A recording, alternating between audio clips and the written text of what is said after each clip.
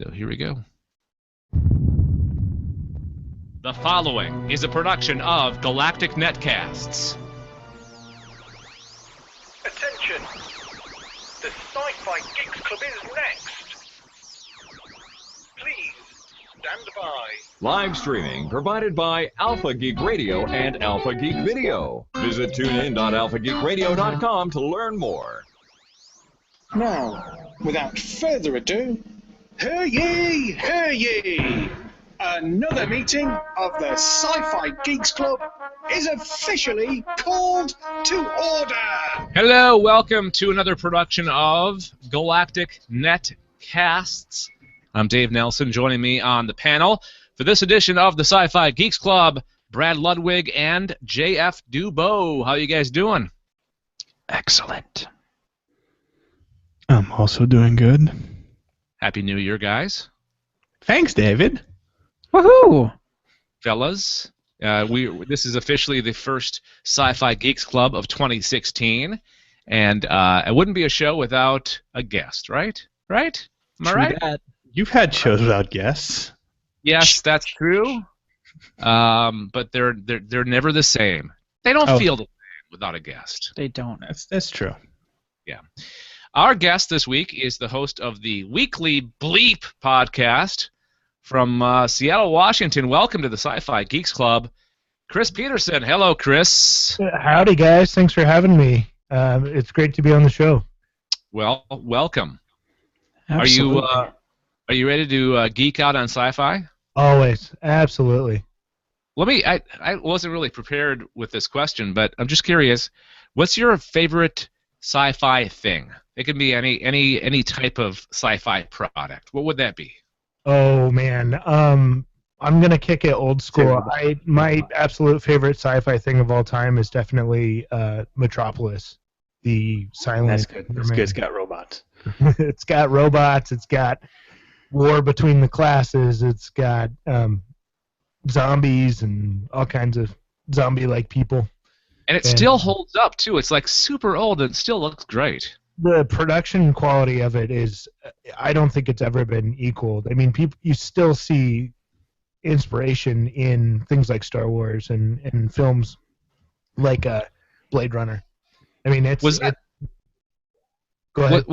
Was that Third Reich money? No, it was Weimar Republic money. Fritz Lang, the guy who made it, fled to the United States and started making film noir. Can you guys tell I was a film major? Yes, let me ask. I may like you a bit less now. Oh, what's that all about? Because there's stereotypes for film majors, and I'm a man who listens to stereotypes. Obviously.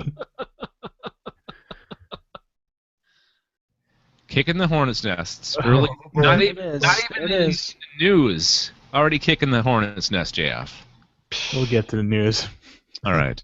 Okay, this is the podcast where we talk about everything sci-fi related, and before we start talking about the latest news, I want to thank Todd Whitehead and Alpha Geek Network for allowing us to stream our audio and video live at alphageekradio.com.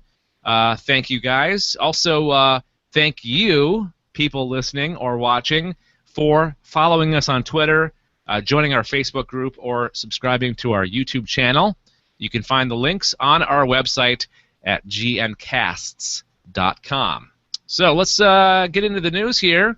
Star Wars: The Force Awakens, the last episode of the SciFi Geeks Club, was on opening day, or it was the day before opening. It was Thursday, so the movie was opening while we were recording that last episode of the SciFi Geeks Club. So a lot has happened, including making a crap ton of money, and this story is actually old.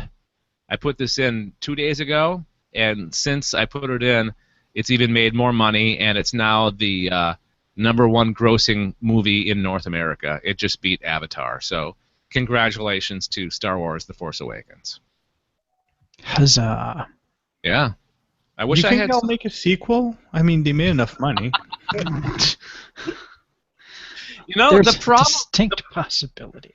The problem with making this much money is the next one's not going to make this kind of money.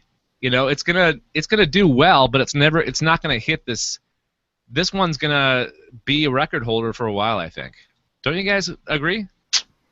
I think it's a toss-up. Yeah, I really do. Because here's the thing, this one had a lot of replay value in the sense a lot of people went to see it a second time, and it had a lot of hype because it's the first Star Wars movies we're getting in a while, and it turned out to be the first good Star Wars movie we got in a long while. However, this is Star Wars. What Star Wars does as far as money without a franchise or an MCU equivalent. Basically, this is the first movie in the Star Wars cinematic universe in today's reality of movie going. The next one's going to be the second one. So this is the Iron Man equivalent in the Star Wars universe, is what you're saying. Mm-hmm. And before the next one, we're going to get Rogue One, which is going to be your Captain America, First Avengers of this universe. And then we're going to get the second Star Wars with 2 movies of hype. If they do a good job with Rogue One, which definitely looks like they're going to, the second one, Episode 8, is going to be our Avengers of this new universe. And this is just using like comparisons, which I think is disingenuous. I think that if Rogue One shows an increase in quality in the storytelling from what we've seen in Episode 7, I think Episode 8 has a chance of actually shattering what we've seen so far. And J.J. Abrams actually regretted turning down the director's job after he read the script. I'm glad he did. No, he did a good job with Episode 7, but there was a lot of Abramisms. Yeah, I kind of agree. Who's the director on the next one? It's Chris something. Chris next. I don't know. Christopher. It's Chris Columbus. Columbus. No, it's not. Not even a little bit. No, wait a second. What did Chris Columbus do? I know he's a director, right? Harry Potter. Okay, yeah. And he might have been like one of the candidates for a while too. I think he was. It's Ryan Johnson. The director of Episode 8 is Ryan Johnson. Okay, I'm even more excited now because I love his work. Like Looper was an amazing film, and what was his other one? Rick. Okay, I've never seen that. Basically the resurrection of Joseph Gordon-Levitt, carrying over from child actor to amazing, adult actor. All right. Have you seen Rick? I have not. Brad or Chris? I've seen Rick. It's such an amazing movie for the budget it was shot on. It's masterful storytelling for being so under budgeted. I mean, it shows his chops. Mm-hmm. What's the plot? Christopher, you're the film major. Explain it in a snooty way. I could go into genre theory and all that, but it's a kind of classic whodunit film noir. Okay. But it's like a student-level film noir with all the grittiness that you'd see from a standard film noir. It's got a very bizarre vibe to it. Right. But the acting is super compelling. You know what it reminds me of is it's kind of almost got the aesthetic of like Reservoir Dogs because it's under budgeted, but I would say it's better storytelling than it's less talk and more get to the point than something like Reservoir Dogs, but it definitely knows what its heritage is. It's less talk and more rock. Yeah. Definitely. Okay. It doesn't use dialogue as a crutch as much. Exactly. I said it. There you go. I'm looking forward to Rogue One because they say they're describing it as a war film. So there's no Jedi stuff in it. It's all just like soldiers in the trench, which I'm kind of excited. We expect there to be no Jedi, and there probably shouldn't be any Jedi, but there's no guarantee that there's absolutely zero Jedi. Yeah. It Well, really depends where the story tells us, takes us. I would really like to see a World War II style combat, kind of air combat movie set in the Star Wars universe. You know, win one for the Gipper kind of Yeah. dogfighting stuff instead of the super shiny laser blasting stuff from the prequels. I want a little bit of blood and a little bit of dirt. I think that's what we're gonna get. I mean, have you seen the image that promo image they released? No, I haven't seen anything for Rebel One yet. Well, it's just the group, the soldier, the rebels, and they're all like, they're not in matching uniforms. They're dirty. They look like what was that movie from the 70s about World War II? The Dirty Dozen. It looks very Dirty Dozen-ish. So I think you may get what you're desiring out of that film, Chris. Yeah, and you got to remember the screenplays from Gary Whitta, who did like Book of Eli, which should give you an idea of the tone that we're going for. This is, I expected. I almost expect a few people to be disappointed because this is still Star Wars Rogue One, and people are going to go in there looking and expecting a certain level of levity. Us Star Wars fans that have been in the Star Wars fandom for a long time want to see a bit of variety in the Star Wars genre, but people who are only kind of getting into it, or maybe even more purists about Star Wars, probably might not want to see something too gritty. So I'm curious how that's gonna pass. Well, we'll see in less than a year. It comes out next Christmas, and then Episode 8 the following spring. So a lot of Star Wars coming up. I wanted to touch on one more thing before we move on to another star. The Force Awakens has yet to become the biggest grossing film in the world, but it doesn't release until in China until the 9th, which is as of the day that we're recording this in 2 days. So that may push it over the edge. We shall see. All right, Star Trek stamps. Would you go out of your way to order Star Trek stamps? New Trek, old Trek? What are we talking about? We're talking original series Star Trek stamps. Maybe. Click the link, Brad. Look at them as I describe, as I take us further into the story. As part of this year's Star Trek 50th anniversary celebration, the U.S. Postal Service is set to premiere a new four-stamp set of stamps inspired by the series, each one showcasing an iconic image or graphical element from the original series.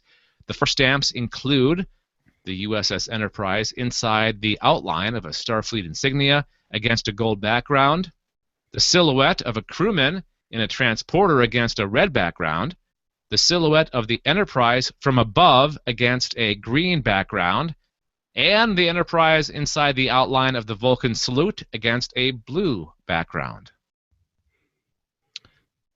And they look pretty awesome.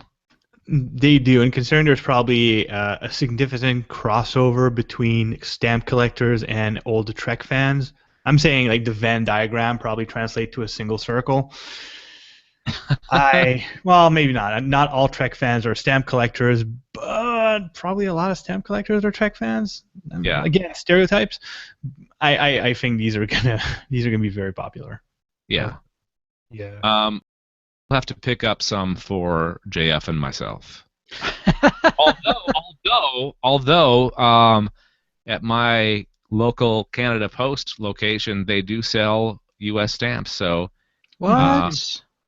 Yeah, they do that. Most Canadian postal service places do. Yeah. I don't know if they'll have the collector's ones though. No, I think you're probably right. You could probably just get your normal stamps, and you'd have to special order the Star Trek ones. Yeah. If these guys had a red shirt stamp, I'd probably use it when I'm like sending in my tax bill or something like that. That's the perfect use for that. That's brilliant. That's perfect. I like it.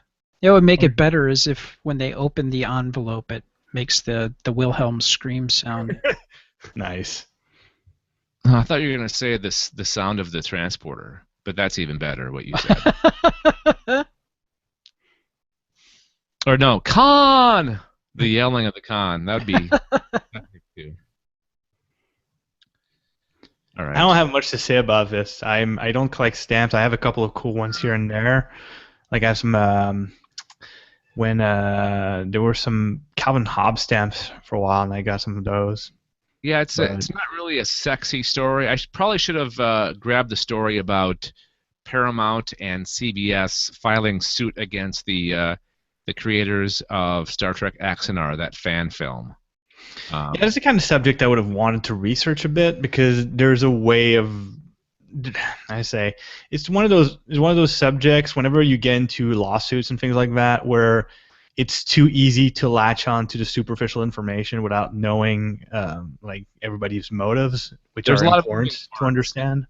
There's a lot of moving parts in that story. Like it sounds like those guys went a bit too far and got a little bit too cocky, and Paramount was like, whoa, wait a second. This is becoming more mainstream than it should be, and we want some money.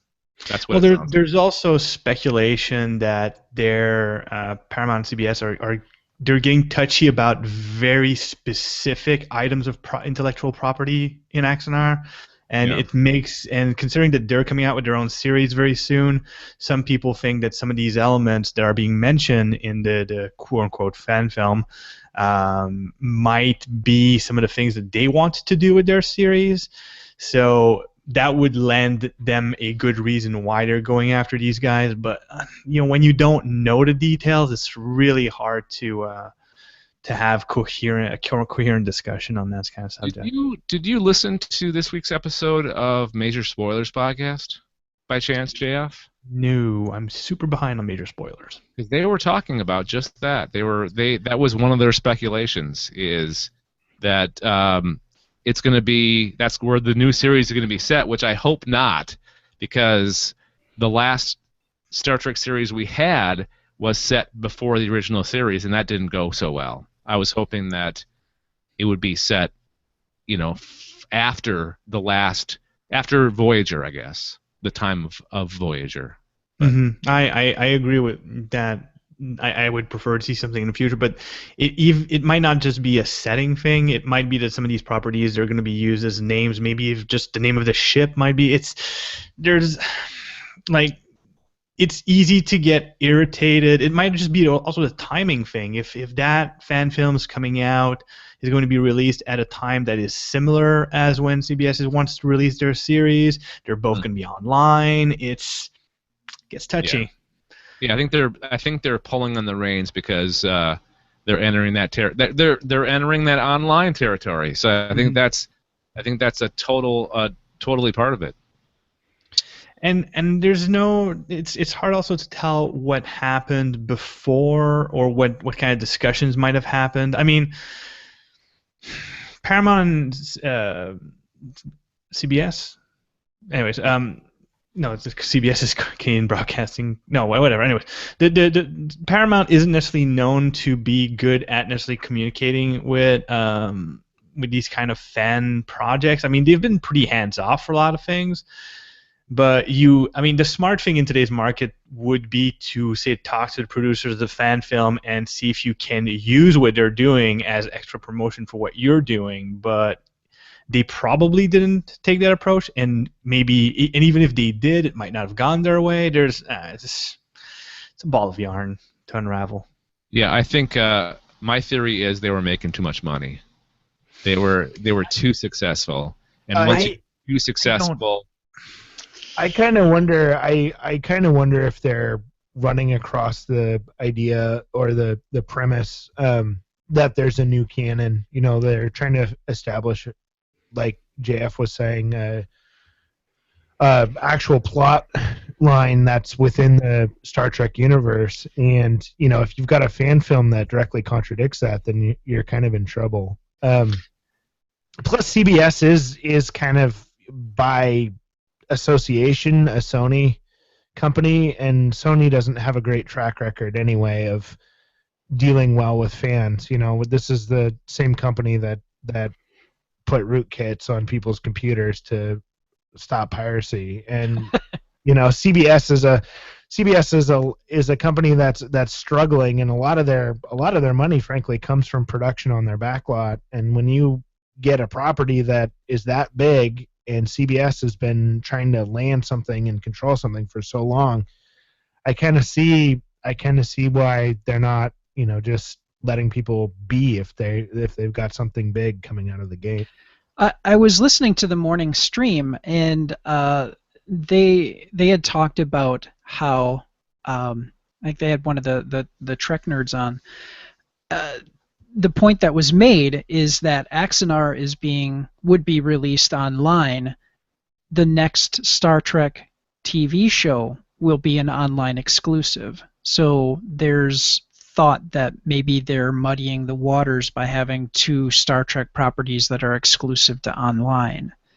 And they're wondering if they're taking that action because that might potentially bite them in the ass, especially if Axanar is better quality. Right. I mean, online distribution has really become the equivalent of what syndication used to be, and it's a whole new market for everybody to fight in. Yep. Well, I guess we'll find out. I'm sure more will come out about this in the future, and especially as we get closer to the new series, which premieres in almost a year. So, all right, let's move on to another established sci-fi franchise, and it's Doctor Who. And we were just Brad and I were just talking about this guy on the Alien Invasion podcast. Sean Pertwee doesn't want to be the Doctor. His dad, of course, is or was John Pertwee. He was the third Doctor, but Sean does not want to be the Doctor. Although it sounds like they are going to probably start looking for the next actor very soon, because Peter Capaldi has one more season left, at least according to him. He's going to do one more season. It sounds like they're looking for a new showrunner as well. Peter Capaldi has yet to confirm that he will be part of the show following the upcoming 10th season, and that in turn leads to all sorts of rampant speculation about who could replace him. One name that you can apparently cross off the list is Sean Pertwee of Gotham fame. His father, John, was the third Doctor, as I said, and as he mentions in an interview with the Press Association, that is something that he wants to try to, he doesn't want to mess with. So the quote is, "Two big boots to fill. I could never do that. I'd love to at some point in my life do something as an ode to my father and also as an ode to the show. It's an institution. It's something that makes you proud to be British. But how can you top my dad? You can't. He was my Doctor Who." So what do you guys feel about, wouldn't it be cool, though, to see him on the show, like guest star? I'd love to see him guest star. Yeah, didn't we have a precedent where it was Patrick Troughton's son appeared in an episode. They had some callbacks to Really? other things. Yeah, pretty remember sure. that. Hang on. Are you looking it up? Yeah. My thoughts about this while Brad's looking it up is, I mean, I don't know. I haven't seen Gotham, so I don't know Sean Pertwee's repertoire. I tend to like when they go really off the walls with the Doctor, when they don't just keep recycling the same type of character, when they do something different from one regeneration to the next. My thought is that is a bold statement to say about one's burgeoning career as an actor, to say, oh no, I can't do that, when having the possibility of doing something that could be career changing. Well, he's not young. He's older. His character on Gotham's awesome. He plays Alfred, and I think he does a really good job. And I don't know, maybe he just I don't know. I'm just saying that.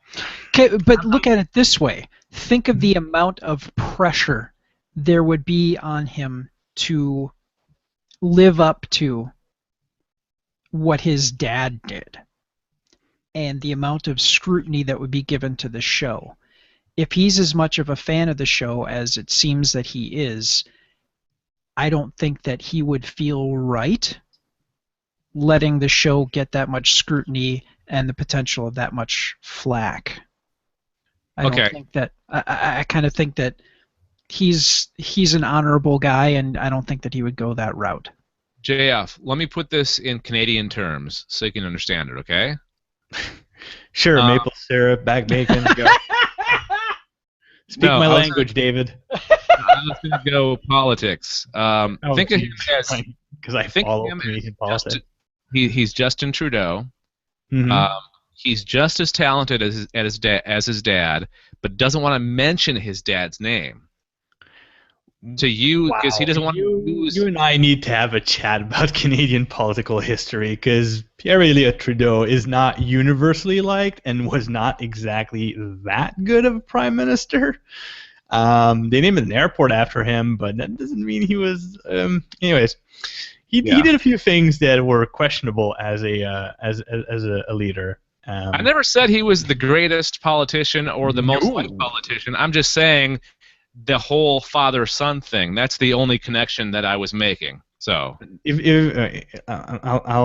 there's one thing that's very clear about Justin Trudeau is that his marketing and PR is spotless. Whatever else he does is almost irrelevant compared to the calculated, methodical approach of his PR, and not mentioning his father is part of that.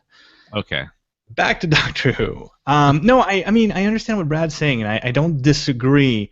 It is, I look at it, like I say it's a bold move, and it's, in a way, it's sort of a testament to the level of conviction that he has behind that, because who would say that about their career, essentially publicly putting a cap on what their capabilities are?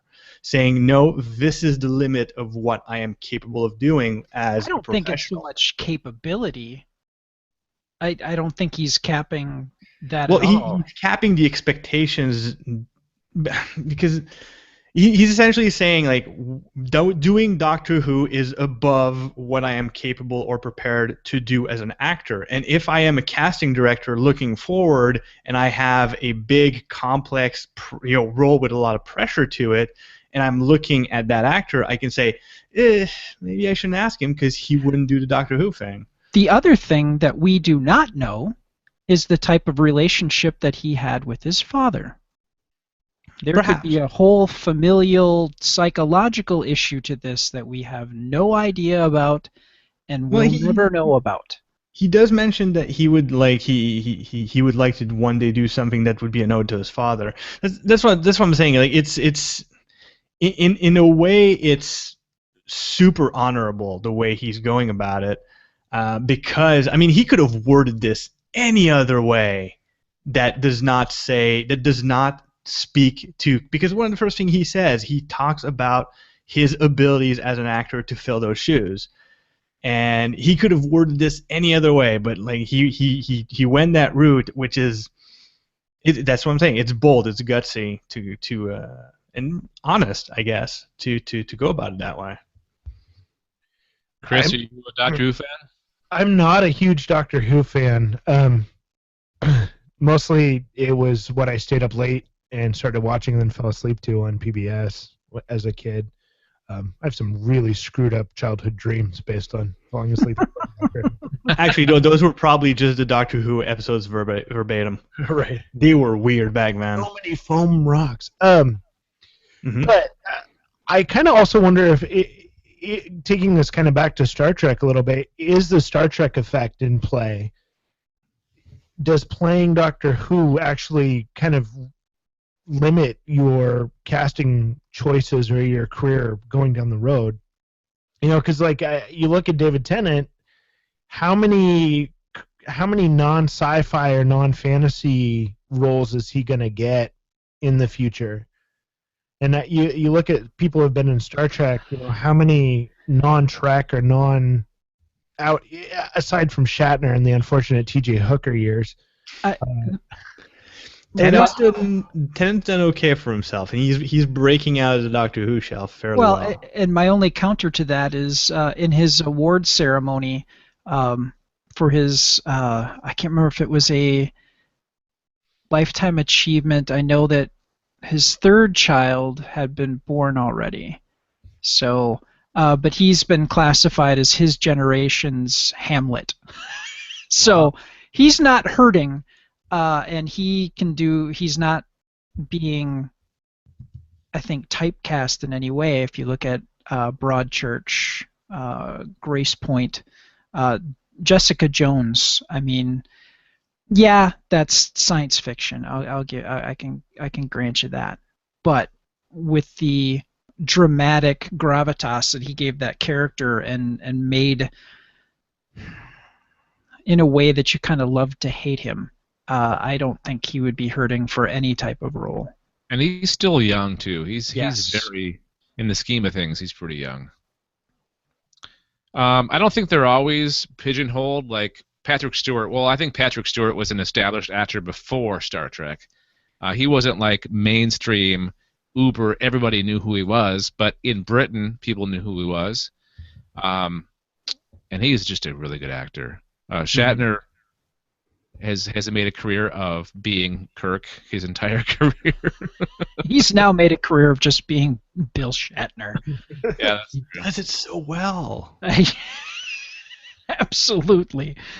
And to answer our question from before, Michael Troughton, Patrick Troughton's son, played the Professor Albert in the 2014 Christmas special, Last Christmas. That's right. I remember that now. All right, so we'll see what happens. I'd love to see him maybe guest star, and maybe that will be his homage or his tribute to his dad, or I don't know. I think I love the guy. He's a great actor, so I'd like to see him do something in the vein of Doctor Who or just beyond Doctor Who as a one-off. So, all right, final news story, and this has been all the rage this week. This is hot talk here on the Sci-Fi Geeks Club. Rey is missing from the new Star Wars Monopoly. What? What are you laughing at? There's so much talk about this on the internet, and the fact that the answer that they gave was they didn't want to give anything away. Yeah. This is the epitome of blowing things out of proportion, I think.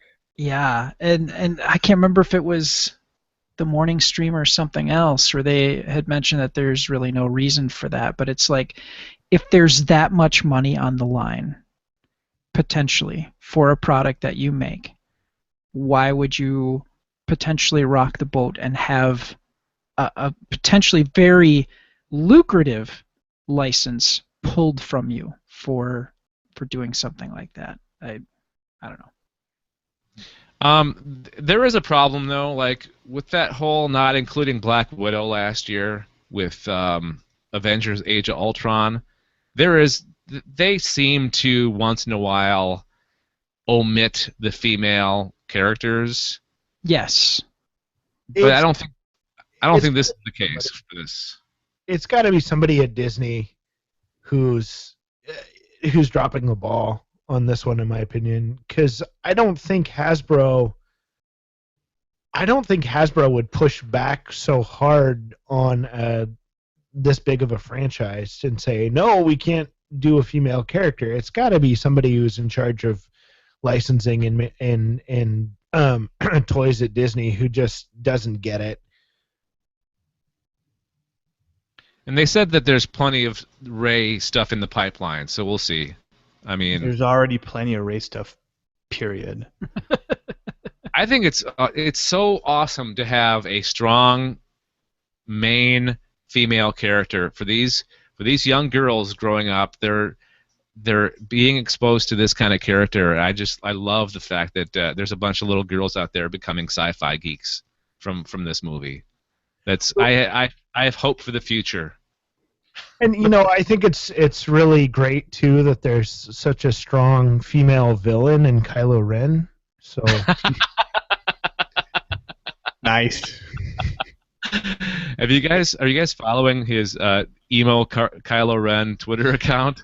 I was until I switched to the gay porn militia hashtag. If you're not following this, you're missing out, my friend. Oh, yeah. Oh yeah. It's that thing's beautiful. It's so funny. Hasbro, in my opinion, is I don't think. Okay, first of all, a couple of things that we need to clarify about this whole Monopoly thing. Right here in the notes, you have you mentioned that Darth Vader is not even in the Force Awakens, which is true.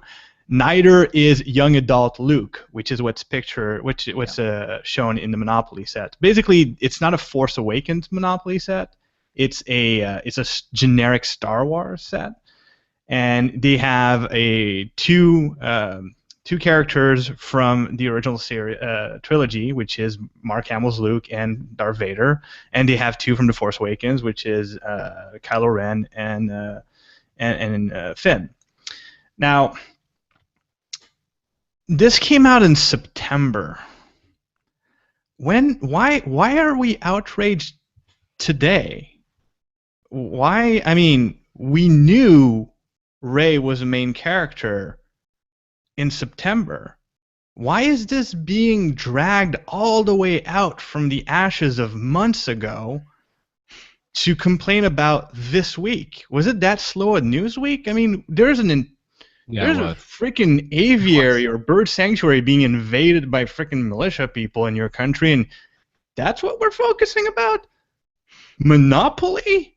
By the way, my parents, to throw a completely irrelevant tangent in here, my parents actually met on a fire line protecting that wilderness preserve back in the 70s. My dad was a Bureau of Land Management agent for 35 years. So, he must be thrilled that this is happening. The whole militia thing, these guys, this is ticking me off at a, you're messing with my dad and I'm 4 years old and I'm going to kick you in the shins level. Nice. So, anyways, to go back to the Monopoly thing. Look, I think the mistake, first of all, so many things are wrong. But let's keep in mind that this is a company and the game that had a freaking iron as a playing piece for decades in the game. So this is the kind of mentality we're kind of dealing with. But at the same time, first of all, only 4 playing pieces in that Monopoly game. What were they thinking? Just to begin with, that is stupid. There's always been something like 6 in Monopoly to begin with. So they could have included Rey and then Leia, make sure that they have, because Hasbro's been through that ringer before. They should know better. The only other thing that I want you to take into account is that they've done studies, and for as long as a Monopoly game takes, kids don't have that type of attention span anymore. So logically, if that's the case, if your studies, everything that you've done in your research says that, you reduce the number of players to shorten the game. Do kids play Monopoly? Excuse me. I don't think so. No, I think this is meant for collectors, and I mean, Monopoly's become this kind of if you go into a toy store and you go into Toys R Us, there's monopolies of everything. There's a Simpsons Monopolies. There's probably a Rick and Morty Monopoly. Wait, if there's a Rick and Morty Monopoly, I need to get that. But anyways, people don't even buy Monopoly to play Monopoly. They collect Monopolies for the different themes, or they buy it because it's a theme that they like. I have a World of Warcraft Monopoly set that was given to me because I play World of Warcraft. But I'm just saying, including more pieces doesn't mean that you necessarily need to have 6 players. It just gives more variety for people to play with different things. And he could have easily had 6 pieces and not even had that issue. It's just, I find the entire thing weird. I find it bizarre that Hasbro is kind of not learning, although that was in September. I also find it weird that people need to drag out products from months ago to complain about voraciously. It's everything about this feels like a manufactured problem, and Hasbro's response is actually reasonable. I mean, noticing how much the internet spent every minute of the lead up to episode 7 dissecting every single screenshot. Like, they took a frame of the flashback with Kylo Ren and Knights of Ren and decided, oh, look, he's holding Luke's lightsaber that what used to be Anakin's lightsaber. What does that mean? What does that mean? Of course they would have cut apart that Monopoly game. They said, how come it's Rey instead of Finn? That means Rey is super important. So I understand why, in a way. I don't understand why I didn't have more pieces to sort of compensate and obfuscate the issue. And it's everything feels dumb about this outrage. Am I making sense? Yeah, you're making sense. What I don't understand is, back in September, Rey was already in a lot of the trailers for the movie, right? Mm-hmm.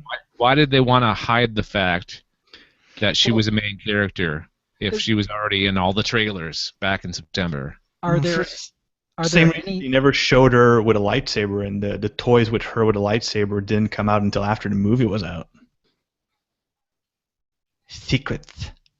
Yeah. The other thing too is we don't know, like, some of the cards. Do they have something that would give away something about the character, like in community chests or chance? You know, I haven't bought it, so I don't know, but that could be another factor too. And one of the things that you need to take into consideration, if you want to really dissect and be critical about Hasbro, and I'm not trying to exonerate Hasbro.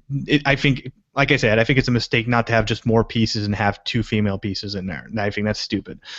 But if Hasbro is in the business of money, at the end of the day, they don't care if they're being feminist or sexist as long as people are handing them money.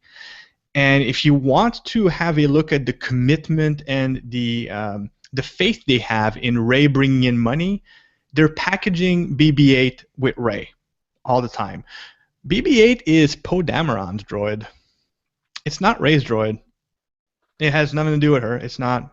I mean, he follows her around for a bit, but where does BB-8 get really excited to see another human being at some point? It's Poe, not Rey. Yet they're packaging the single most marketable, adorable droid in the entire Star Wars universe with her. They have full confidence that people are going to buy her. They want that character in people's hands. There's no doubt, because if you want a BB-8 figurine, you're going to buy a Rey figurine. I kind of wonder if it's the opposite, though, because everybody loves BB-8 and everybody loves R2-D2, and maybe, you know, it's the BB-8 is the loss leader and the Rey comes along for the ride. All the better. That means they're trying to trick people into getting a Rey figurine. That means I want to. There's no way of looking at this that's anti-Rey. That's the thing. They want to move Rey figurines one way or another because they're packaging BB-8 with it. When are they going to package Finn and Poe Dameron together? That's my question. Because that's the other thing that the internet's crazy about is, are they actually gay? Are they going to be a gay couple? I think they've already packaged them together, and Poe and Finn are already being shipped. So. Oh, okay. I'm gonna rehash something I said at some point in a Facebook post somewhere. Star Wars isn't about relationships. There's a handful of kisses in the entire original trilogy. There's a single love story that's barely explored with a couple of really memorable lines, but this is not Romeo and Juliet in space. What makes Star Wars cool is the fact that these people they have crises and they're friends, and they have their how do you say, normal relationships. And when I might mean normal, I'm not talking heteronormative. What I mean is that when people are in crisis, they'll form friendships first and romantic relationships after, and that's what you see in the original trilogy. And that's what's so cool, is that all these people, all these main characters, they all hang together. It's not a will they, won't they. It's not like there's no strong sexual tension that dictates the action. It's not Twilight with lasers. Right. And that's I look. You know what? Poe and Finn, gay or not, I don't care either way, because that's not what's crucial to the Star Wars story. JF? I think that's what's really cool about this movie. The Force Awakens is the Rey and Finn dynamic is not sexual. They're not playing up a ridiculous B story with with silly romance. You're totally right, Chris. Totally right. Means that if they get together, it'll feel supernatural, but not supernatural as in magic, but it'll feel very natural because they developed a normal relationship first. And if they don't, that's okay too. That's what's so freaking amazing, and it's one of the things that's great about Rey. Rey isn't a great woman, and is not a woman who's a great character. She's a great character who happens to be a woman. And that's why she's such a strong character in my opinion, because it doesn't lean on any tropes of sexual identity. No, character first, whatever happens second.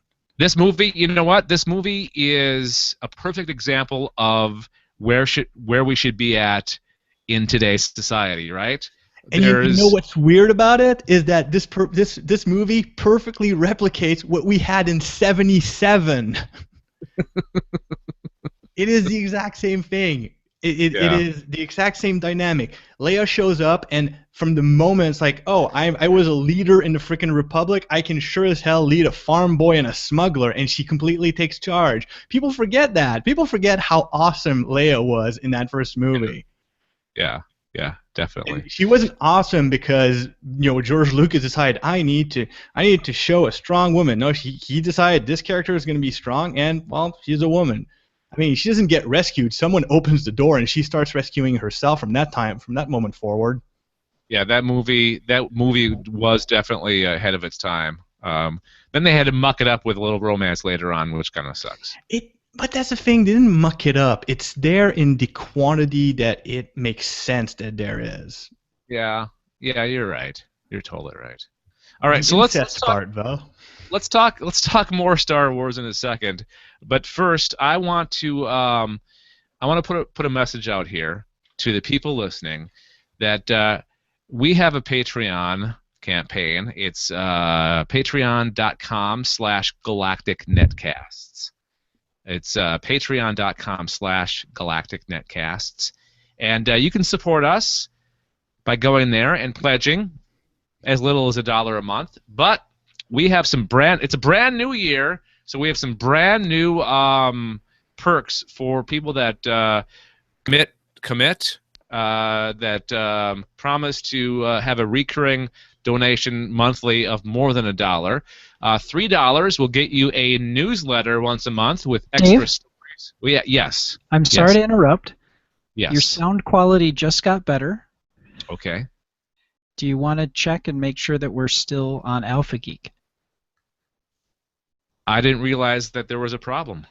No, I mean, whenever we clock out of Alpha Geek, the audio level, things change. You sounded different for a second. Oh. We're still on the air, so that shouldn't... Yeah, we're still on the air. Okay, I was just checking. All right, thank you. Thanks for being diligent, my friend. Just trying. So, okay, we have these brand new perks, and for $3 a month, you'll get a newsletter with extra stories related to sci-fi, of course, because this is the SciFi Geeks Club. And for $5 a month, you'll get an extra episode of the podcast, and it's going to be it's not going to be a full-fledged episode. It's not going to be like a whole hour, or when JF is on, an hour and a half. It'll be like 15, 20 minutes, half hour of something. We're going to put something special together every month for our patrons at patreon.com. So if you want to help us out, pay for things like audio and web hosting, or maybe some advertising. Maybe we'll put an ad on the morning stream, because that seems to be a pretty good place to put it. You can help us out by going to patreon.com/galacticnetcasts and doing the old monthly pledge. We appreciate your support of Galactic Netcasts. All right, big question this week. Since the movie came out on the eve, it came out the night that we were recording the last episode of the Sci-Fi Geeks Club, way back in 2015. Let's talk about the movie. Let's go around the room, go around the panel, and talk about our favorite parts of Star Wars: The Force Awakens, the biggest blockbuster of all time, at least according to at least in North America. Can I start? Yeah, go ahead, Brad. I haven't seen it yet. You haven't seen it? What? No, I have not. I thought you had seen it. Nope. Well, with Alex being autistic, having a lot of people in the theater makes him very edgy and very nervous, so he doesn't enjoy films. So I'm waiting for the crowds to die down a little bit. So I do have a reason for not going. We're gonna end up. We're going to Milwaukee to the Museum of Science and Industry this weekend for a report that he's doing for history. But then the next week we're gonna go see it in the theater. Okay, well maybe we can. No, you guys can go ahead. What I'm gonna do is I'm gonna take off my headphones and you guys continue talking. Okay. All right. So, Chris, the guest of honor, do you want to talk about your favorite parts of Star Wars: The Force Awakens? Oh man, my son is autistic as well, and we took him to IMAX because we're dumb, and he loved it, but he was basically jumping up and down in the aisles. It was some overstimulation, just in a good way. And like as the little kid in me was doing the same thing, I was barely able to stay in my seat. I love the intro, kind of introduction to Rey's piloting skills, where she flies the Millennium Falcon through the old Star Destroyer. Yeah. That felt so much like Han and Chewie from the original trilogy. I love that. That just felt like easing into a warm bath. You know, it's like, okay, we're back into this and we're doing it, and we're doing it right, and there's not an intergalactic Senate to be seen. Mm-hmm. And that really set the tone for the rest of the movie, and really got me geared up for the showdown. And I as much as I like to make fun of Kylo Ren, the showdown in the end is classic. I mean, you can't really do a final showdown any better than that lightsaber duel towards the end of the film. Yeah. One of my favorite parts, or the ironic, funny favorite parts, was whenever Kylo Ren had a hissy fit and had a temper tantrum and brought out his lightsaber and just destroyed things. That was some of my favorite parts in the film. Don't get him mad. He's gonna destroy another room. But what I find interesting about that is that he's, in a certain way, like a lot of people make fun of, like, oh, Kylo, he's like a moody teen, but it's clear that they're trying to set up a level of complexity with Kylo Ren that people seem to be underestimating. Like the fact that he is willing, even though he says himself that it's difficult, but he's willing to kill his father to take that final step towards the dark side, but he'd rather trash a computer console than execute one of his officers, shows a level of difference between, like, it's a complete contrast between him and Darth Vader. Darth Vader, I mean, he killed admirals left, right, and center. He was going through his officers like, cereal in the morning, but when it came to killing his own son, that's where he drew the line, and Kylo Ren does the opposite. It is very interesting, and they make a point of highlighting that fact. I am very, like, a lot of people make fun of Kylo Ren, and it's all in good fun. It's great. I love that Twitter account, and I love the jokes. But I think we can expect more from Kylo Ren in the future as far as complexity of character, and I'm super looking forward to it. Yeah, I definitely agree with you. There's a lot of levels there, and I think just killing his father proved how much of a different movie this is than the original trilogy or the prequels. So many theories. My mind's been racing since I've seen this movie the first and second time. I'm trying to avoid all those theories. I mean, I know what I think I know, and I think I'm right by knowing what I know. I just confused myself. What did I just say? I have no idea. But yeah, I think the things that I suspect are the truth, and I don't want to go down any more rabbit holes because I don't want to confuse myself with things that may not be it. I both enjoy and sort of hate going through these theories in my mind. Like, there's a lot of stuff I theorized about Episode 7 that turned out to be true, and I'm kind of happy about it, because if I thought, I was hoping it would go that way, that means I thought it was cool, but I always preferred being surprised by things. So, anyways, but I can't help it. Like, I see, the more compelling and interesting a story is and a narrative is, the more my brain wants to think about it and tear it apart and reconstruct it.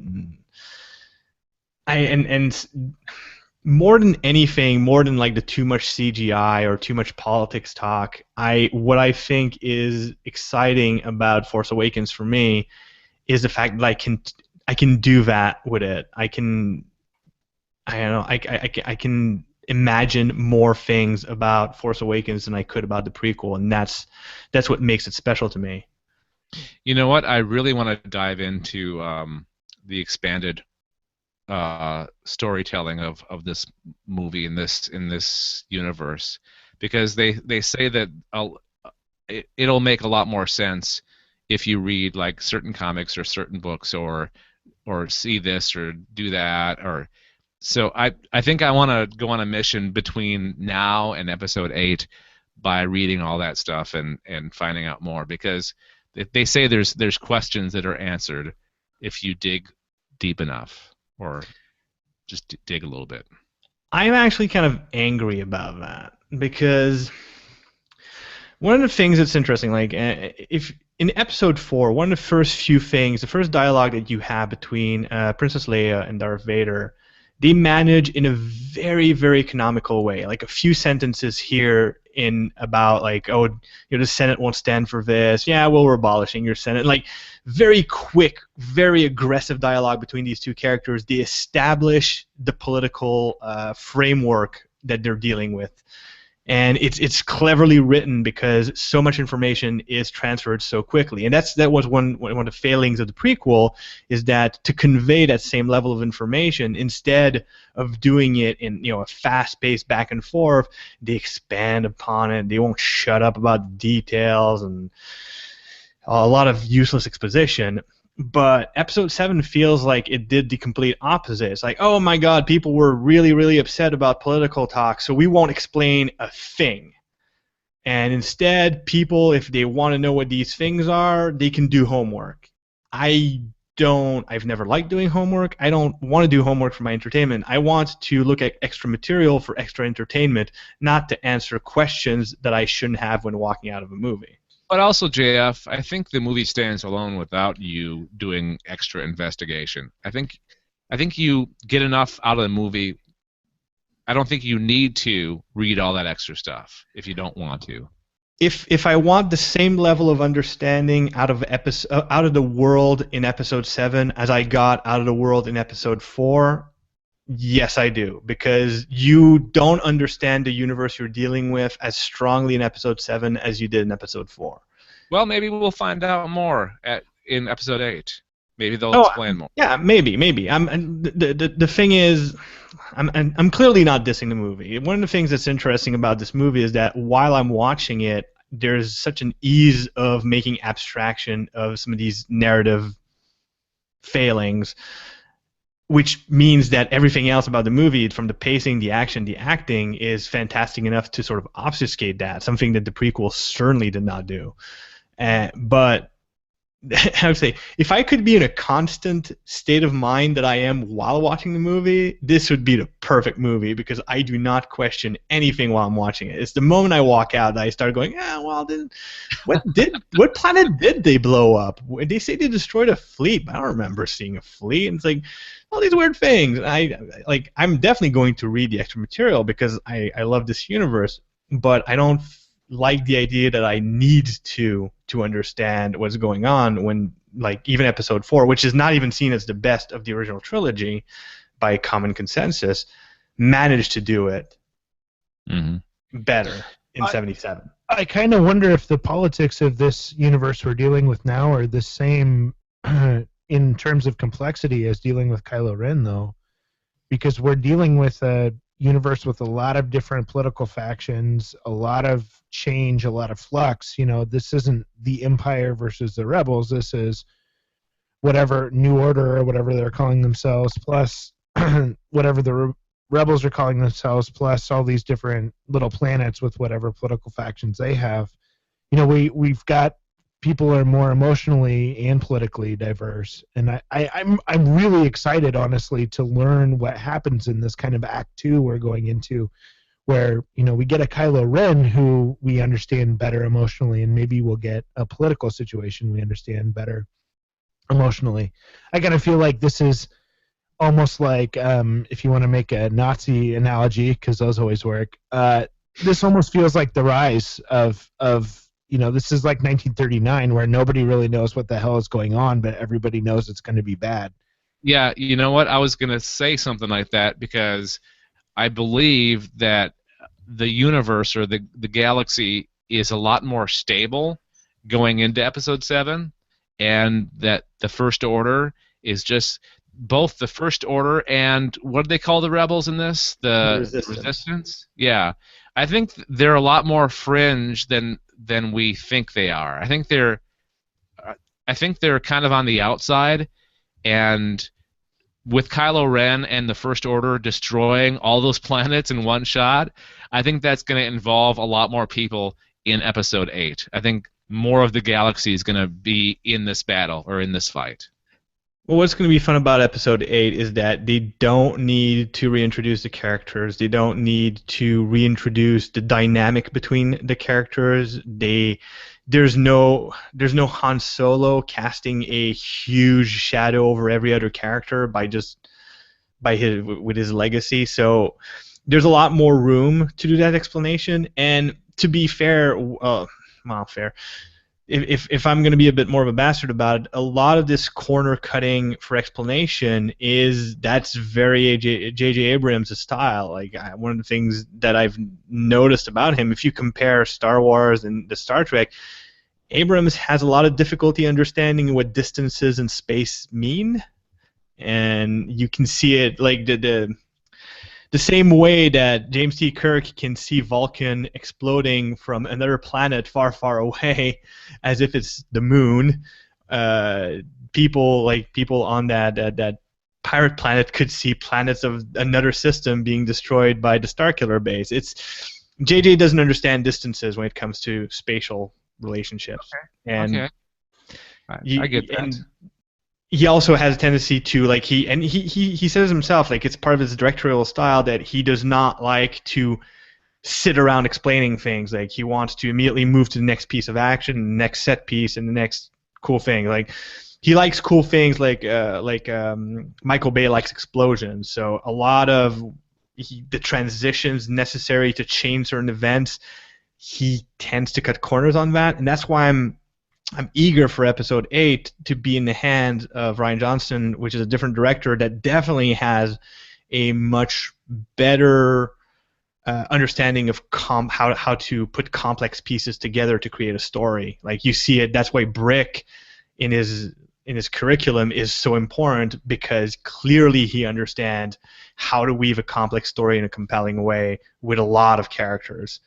So yeah, there's a definite chance that Episode 8 is going to build the Star Wars movie that makes Episode 7 make more sense, and that's gonna make it the Empire of that trilogy, because it's gonna be better than the New Hope of the trilogy. I think 100% agree with you, JF. I think that nails it right on the head. Like, if you're looking at Act 1, get in, introduce the characters, and go. Act 2, explain what they need to overcome and what the risks really are. And I think picking the director of Brick to direct this Act 2 is just it's gifted. I think it's a really good judgment on behalf of Disney and Marvel. And when you think about it, it makes JJ as a choice for the first one kind of brilliant, because you need that fast-paced, no-nonsense approach to storytelling to be able to shoehorn all that content and all that information in that first episode. And I think J.J. Abrams does a really good job of being the overseer of things as well. And I think they brought him in to start it and to oversee the rest, because he's executive producer. on the rest of the movies, right? So I think he's more or less the showrunner of this movie series now, which I think also helps. I think they need somebody to organize all of this crap to make it one cohesive piece. I thought J.J. Abrams also did a very good job of recreating this world, right? Because what was the planet called? The desert planet? Jakku? Jakku, yeah. You felt like you were there, right? Did you guys get that too? With the real effects, not computerized, and the Muppets, the puppetry, it just felt like you were there, right? Did you guys get that feeling? Yeah, I guess. I'm not I don't have the internet's instinctive knee-jerk reaction against CGI that we're used to seeing. Like, I don't have anything to do against CGI when it's used properly, and I feel that in a way, Episode 7 does balance CGI and practical effects very well. But I don't feel like Jakku was any better or worse realized than, say, Tatooine was. But there was all these things that would just pop up out of nowhere. Like, you would see a creature in the middle of the desert with their stuff that they're taking to that guy to sell. Yeah, but if you want to really cut it apart, there's some weird things. Like when BB-8's rolling away in the night and there's that creature that just pops out of nowhere. That looks like a Muppet Show gag right there. And then there's that four-legged armored creature that walks slower than if the rider just got off and walked on his own. It was super awkward. That's the thing. Like, it's when you're deciding between whether you're going to use puppetry or you're going to use CGI, are you going to end up with something really cool, or are you going to end up with like a jerky Rancor beast and some Ewoks? That's the thing. Like, people will give crap to Return of the Jedi because it's full of Muppets, or as I like to call them, practical effects. And then they'll crap all over Episode 1 because there's too much CGI. You know what? I liked Episode 7 because it balanced the two very well. It's not perfect, but it's really good. There's a reason we bring you on this. You are the voice of reason. You are the joiner. Anger and vile. You are the joiner, not the divider here. Then I'm not doing it right. One more thing before we move on. I want to talk about the Millennium Falcon. How good did they do recreating that effing ship? That ship was just amazing. Like, it looked exactly the way it looked better. But exactly the way it did back in 1977. I thought it feels a bit slimmer. Did Really? you catch that? It looks a bit like the engine looks a bit almost. Look, it's amazing. It's super cool. It's super cool. No, I'm talking about the inside. I'm talking about the inside. Oh, the inside. The inside was spot on. It looked. Yeah. It looked perfectly like it. But then again, they have some like over 30 years of nerds recreating that in their garage, and there's been some obsessive modelers redoing that stuff. And I'm sure a lot of the model makers they got and set designers they got for that have been Star Trek nerds for a long time, Star Wars nerds for a long time. Well, sorry, cutting off Christopher. No, I'm sorry. That's the one thing you just can't screw up. Like, the Millennium Falcon is like your first car. You know it exactly. And I've actually, like, on my podcast and on other podcasts, I've compared it to, like, that Camaro that you have or your dad has that you just love the hell out of it. And it might be a rust bucket, but it's loud and it goes fast, and you love it for that. And, you would notice, like, one tiny change in that car.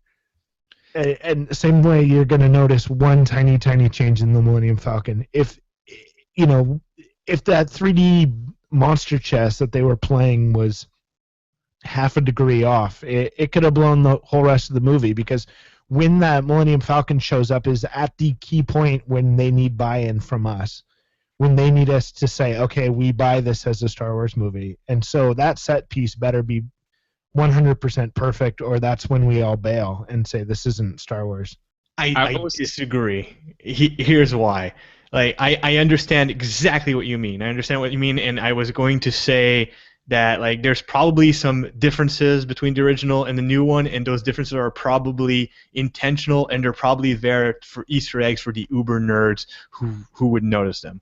However, my buy-in for the Millennium Falcon is the 2 seconds, like the 4 or 5 seconds before we even see it. The dialogue between Finn and Rey about, how about that ship? No, that ship is garbage. I guess now we have to take the garbage. And you know it's the Millennium Falcon, because what other ship do you talk about that way that you can escape on? Escaping on garbage is the Millennium Falcon's calling card. That's where I bought in. After that, if there would have been changes, my mind would have said, well, it's been 30 years. I would have accepted a lot of changes because of that amazing piece of dialogue. Okay. I think we're done with our Star Wars talk. We're not. Does somebody want to signal Boom. Brad? I don't know I'm if back. you... Okay. All right. Oh, Brad's got great instinct. Welcome back, Brad. No, I've been kind of potting up and down my my headphones just enough to hear if there's still talk going on. So You heard the spoiler about the Rancor. I'm sorry about that. oh, son of a... Yeah, I did. Jedi Rancors. I can't believe that. Give Hey, them lightsabers? Ugh. let me just shoehorn in here something real quick. You can find out more about this podcast by going to its page at gncasts.com/geeks. That's gncasts.com/geeks. And for the other shows on the Galactic Netcast Network, like, for example, Adventure Party, Brad's podcast, which he has been releasing almost an episode a day for the past 2 weeks because he's playing catch-up. But you're almost there, right? You're almost caught up. Almost. Mm-hmm. So I'm Adventure Party 7 there. episodes away. You've got Weird World Weekly. You've got the Alien Invasion. You've got Podcast of Terror, and you've got news. We've got new stuff coming. So keep on it. Keep going back to our website, which is gncasts.com. gncasts.com, and watch the network grow in 2016. Watch it grow. Okay, time for recommendations. I was looking forward to this show long ago, like a year and a half ago they announced it, because I had listened to the audiobook of the first book in the series that the show is based off of, and it's The Expanse on SciFi, or in Canada, it's on Space. It's a really good show. It kind of started off a little bit slow. Like it takes a couple episodes to really understand what the hell's going on, but by episode 3, it's amazing. It takes place in the near future, in our solar system. There are a few factions. It's a very complicated political show, but it has the feeling of Battlestar Galactica. In fact, there's some very similar visual effects that I noticed, especially the last episode I watched, that look a lot like Battlestar Galactica did back in the day. But you wouldn't be surprised by that because it's sci-fi. But a lot of politics going on, a lot of factions. There's the Earthers. There's people from Earth. There's people from Mars. Mars is its own organization, basically. And then there's people out in the belt, the asteroid belt, where all the mining is going on. In fact, a big portion of the story is kind of broken into a few different groups of people, a few different places. And one of the places is this private he's not a private investigator. He's like an investigator on what's that big asteroid that they finally got a close-up picture of? It has that silver. Ceres? Yeah, Ceres. So that's one of the main places that this story takes place.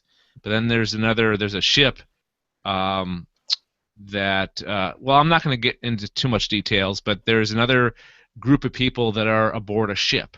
And then there's stuff that's taking place back on Earth. And it's real. If you like your story with a lot of different moving pieces, intrigue, sci-fi, little romance going on, then I think you guys would like The Expanse. Have any of you seen the show yet, by chance? I'm saving it for binging. I Okay. am super excited about The Expanse. Yeah, you know what, JF? This is the perfect show to binge because it's one continuous narrative, because it's based on the book series. That's why I want to binge it, because I know if I watch it sequentially and have to wait between episodes, I might get angry. Yeah, no, you might forget certain parts, so it's perfect for episode after episode after episode. So I look forward to your thoughts on The Expanse, and that's my recommendation. You can watch it, like I said, on SciFi in the States and other places like Space in Canada. Brad, you don't have a recommendation, right? No, not this week. Okay, that's fine. This is always optional. Recommendations are always optional. Looks like Chris has something. Yeah, I just have watched the movie a couple times. It's on Netflix right now, and I'm a big Scandinavian heritage kind of folklore nerd. And the movie I want to recommend is Troll Hunter. And Yes. If you guys seen this, you know how entertaining it is. It's a fake documentary where these guys go out, this group of young people go out to find this guy who's supposedly hunting trolls, and hilarity and horror ensue. But the approach is a lot like a vampire movie where they kind of dispel the folklore myths going into the film as they kind of explain the exposition. And they take on what they encounter using more of a scientific method, and the actual troll hunter becomes kind of a Van Helsing character. And I love that because I grew up with history and mythology involving trolls and Tombstone and gremlins and those kind of things and Freya and Odin and Thor and those guys out of Nordic mythology. So to encounter something that's based in kind of this fictionalized science is awesome. Are you of Nordic heritage? Peterson. That sounds My Scandinavian. Swedish cup. I've got a cup that says I'm not opinionated. I'm just Swedish, which is super cheesy. And actually, my son's name is Odin. So Nice. yeah. Yeah, So that's I'm- yes, right? No, I'm actually Chinese. I'm sorry. Cuban. Surprise! I'm 3/4 Scandinavian, so Would that make you a secret Asian man then, Chris? Oh. Oh. How long you been sitting on that one, Brad? For a while. That's a dad joke. You're welcome. They're special. They're special jokes. Chris, You're where do very you- kind. where did you watch this? Is this just is this a Netflix thing? It's on Netflix. Now Netflix Canada, goddammit. I just checked. Oh. So angry. Oh, hey, we're getting Star Wars: The Force Awakens before anybody on our Netflix. So Yes, we are. I'm gonna watch Yeah. it a million times. I'm gonna rub it in their faces. Mm-hmm. Yeah, I'm gonna be like, hey, look what I'm watching. Yeah, USA. seriously, find Troll Hunter however you can. It's well worth watching, and a great recommendation, Chris. Yeah, What year? It's from a couple of years ago. I managed to see it at a festival. I was lucky enough to catch it in the theater. But it's on Netflix right now, and I've watched it many, many times since I saw it originally. Might have to break out the VPN for this one. Find out where it fell off the back of the internets. Yeah. All right, JF, you quickly type something in there. Yeah, What do you I got? have a recommendation because tomorrow, if some of you might know that tomorrow according to science fiction lore, they will be building a legendary Nexus 6 android replicant, actually, designation number N6MAA10816, commonly known as Roy Batty, the main antagonist, and my second favorite replicant in the amazing film Blade Runner. And that will be my recommendation. It's not my favorite replicant. My favorite replicant is of course the model N6FAB21416, which is Priss. But Oh, I thought you were going to go with Decker. Screw that loser. Seriously. Oh, what would you? Which replicant would you want in your home? The one who doesn't know he's a replicant, or the entertainment droid? You are such a robot nerd, JF. It's Brad's making a face at me. Priss is psychotic. I would not want that entertainment droid in my home. She wasn't that psychotic. Oh, she just wanted to live longer than 4 years. She was this far away from being Harley Quinn to Roy's Joker. That far. In a way, she kind of pioneered Harlequin.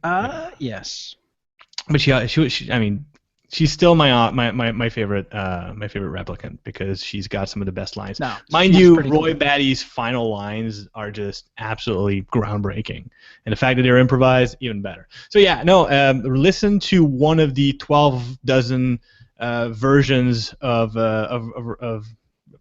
Blade Runner, and get yourself psychologically ready for the apparently upcoming sequel, which has me very nervous. I was going to ask you about that. Harrison Ford's coming back for that one as well, but I don't think as the main character. I think he's going to be a main character, but not the main character. I hope not. I love Harrison Ford, but I'm a bit Harrison Forded out. I don't think his return to old franchise has not been all home runs, and I think one of the best things. I don't know. Like, if you look at Crystal Skull, he looks tired in a lot of what he does. Although, Force Awakens, he was not. It seemed like he woke up for the Force Awakens. Some bits. I feel that the writing put his tiredness to good use. It made, I mean, Han Solo's 30 years older. He's supposed to be weary, and I think they used that. So he conveys it well. Now, I don't know. I'd have to dig deeper into who's writing what and what's actually being done for Blade Runner 2. And I like the subtitle, The Edge of Human, because it has some certain implications that are interesting. But anyways, we'll see. But regardless of what they do with a sequel or not, the original Blade Runner a lot of people will say that one version is better than the other. I don't care. I think they're all very good. All right, we have some feedback, and one of the pieces of feedback is from JF.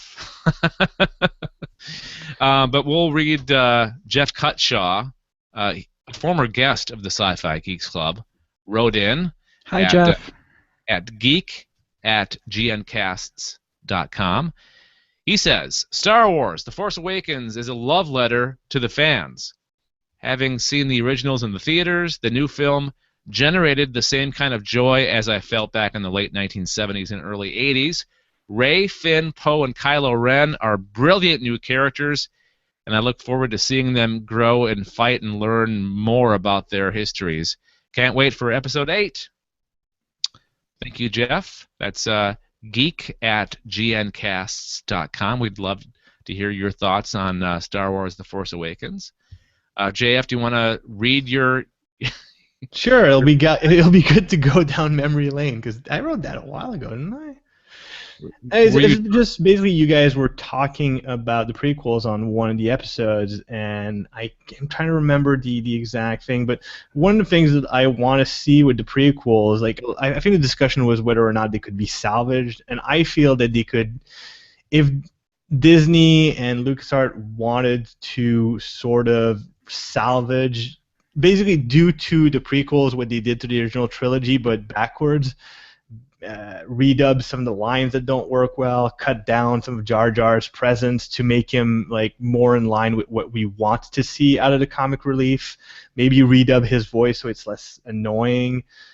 Maybe even reduce some of the C-3PO R2-D2 vaudeville acts that you have, and then you can fill in, like, fix up the CGI so it's more convincing, add a few more minutes of CGI if you need to fill out some of the missing minutes, and you could have decent films out of these, especially if you sort of recut the edit of the order of the story and just...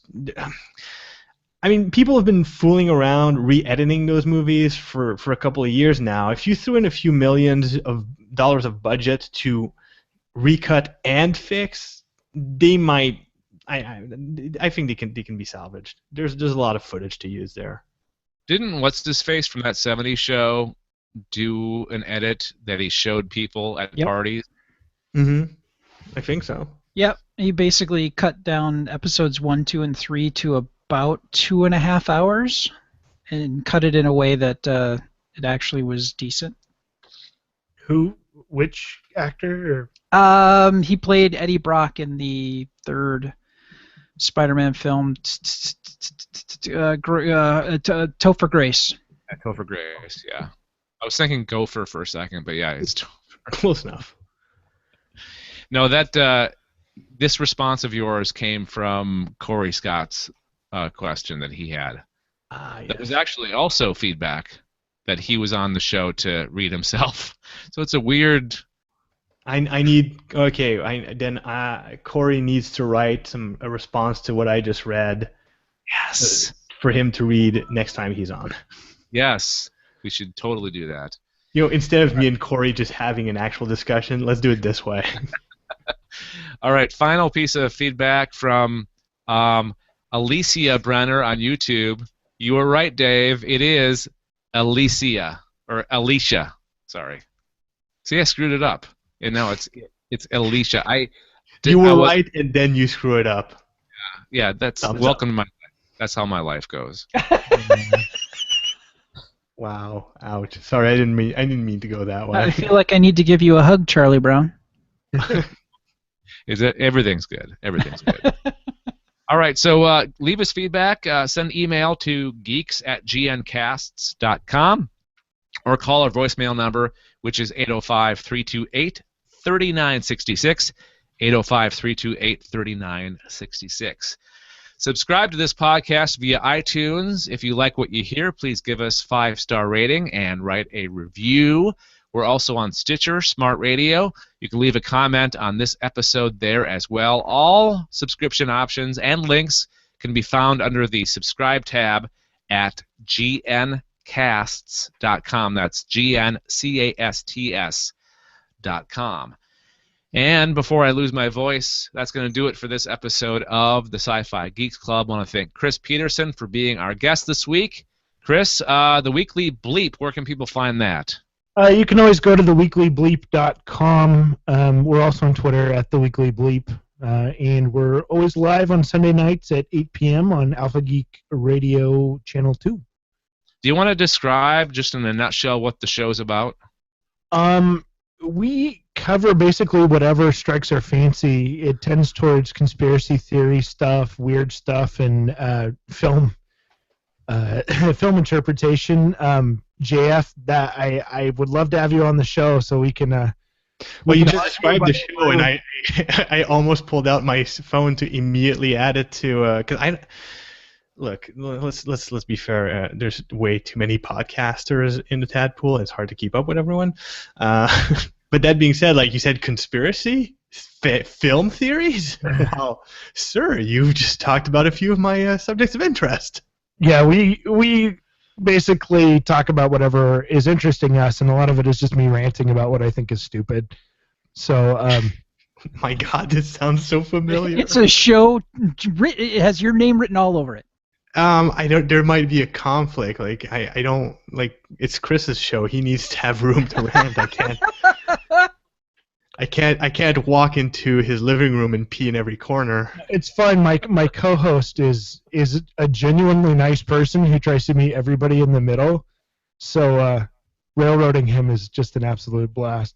Chris, do me a favor. Send me a list of your conspiracy theories because we have a show on the network called Weird World Weekly, and we discuss conspiracy theories once in a while. So I'd love to get the ones that you guys have touched on because we need more content for that show. Absolutely. And if you guys ever want to talk about ayahuasca, that's a path that we've gone way down as far as exotic drugs are also kind of a thing that we touch on. Okay, cool. All right, so the Weekly Bleep, find Chris there, and you've been listening to a production of Galactic Netcasts. I'm Dave Nelson on behalf of Brad, Corey, Matt. Hang on. Bye, Dad. Bye, Matt. Anessa, Gregor, JF, and more. We will talk to you guys next time. Bye-bye. Whew. Bye, Dave. Bye. All right, hang on. Audio is stopped. I'm going to stop.